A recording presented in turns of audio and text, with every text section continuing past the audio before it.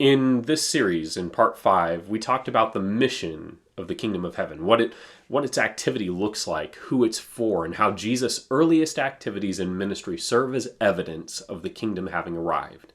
Now, the Gospels branch off a bit after they record the calling of the first disciples and the early preaching and healings that Jesus does in Galilee after his baptism. And I don't want to gloss over those, but I do want to look at something else today.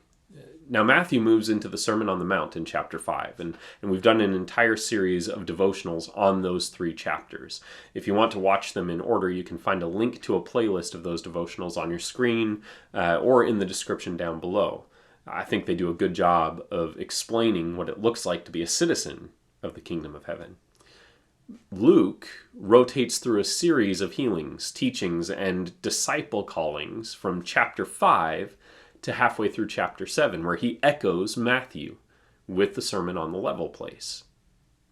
Mark also records Jesus calling his disciples, healing, and casting out demons, but with a frenetic energy that has him moving from one place to the next in almost a sprint. And then there's John. Now, John does his own thing almost entirely. He tells the same story, but he doesn't do it conventionally. He has a different sort of pace to his book and a different structure in the way he tells us about the king of the kingdom of heaven, Jesus. John takes us directly from the calling of Jesus' first disciples into a wedding feast, an event that's not recorded in the other Gospels. Jesus, his disciples, and his mother are all in attendance, and we don't know who is getting married. We don't know how far into the feast the narrative places us, but we do know the wine has run out. We know this, first of all, because John tells us in the text, when the wine ran out. And then Mary says, as a person in the telling of the story, they have run out of wine.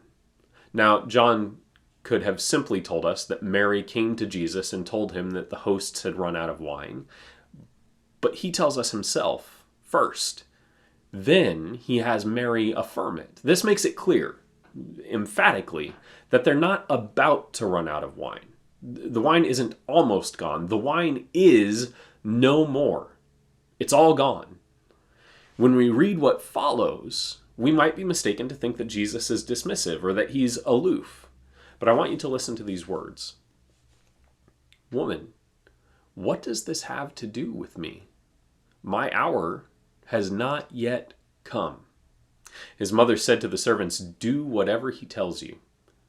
Now, I've heard a lot of readings of this little section here, various interpretations of what Jesus is saying, what he's about, and how we should understand the actions that follow. But I want to make it clear that the hesitancy we read in Jesus' words is not unwillingness, but is, I believe, reassurance that God is very much not aloof. He's not unaware of trouble. He's simply waiting for the right time, the hour that has been prepared for his great work. Jesus says, my hour has not yet come. He doesn't say, I'm not going to do anything about it. Just, it's not time. And I don't think Mary is trying to subvert Jesus here, but perhaps this is a bit of a lesson on prayer. We sometimes tell Jesus what's going on, the trouble in our lives, but we don't pave the road for him to act. Mary does both. There is no wine. Let me tell the servants to obey you. And this is where the story reveals to us great truth about the kingdom of heaven, this next part of the narrative. Now, there were 6 stone water jars there for the Jewish rites of purification, each holding 20 or 30 gallons. Jesus said to the servants, fill the jars with water. And they filled them up to the brim. And he, Jesus, said to them, now draw some out and take it to the master of the feast. So they took it.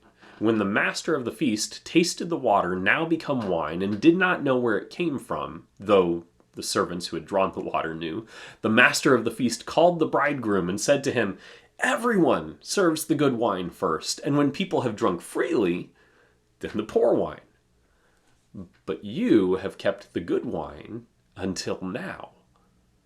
This, the first of his signs, Jesus did at Cana in Galilee and manifested his glory, and his disciples believed in him. I think it's safe to say that when Jesus arrives on the scene of this world, in the Gospels, that the wine has run out. Whatever reflection of good that might have been enjoyed by humanity in this world has diminished to the point of vanishing. And Jesus intends to write this. This is the mission of the kingdom of heaven.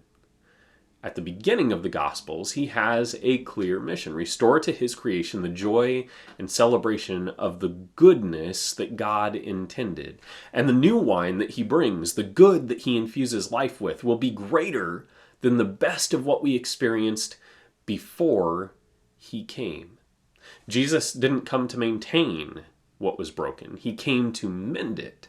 And more, he came to elevate it to something even greater. And he doesn't do it by taking what's already impressive and making it better. He takes the ordinary, water.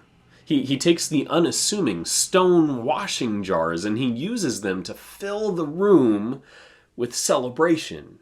The best wine. I love you. And I pray today that you would allow Jesus to take the ordinary, simple, unremarkable things of this world and give them new and greater purpose. I pray that he would transform you, and that perhaps in doing so, he might use you to bring about celebration in this world.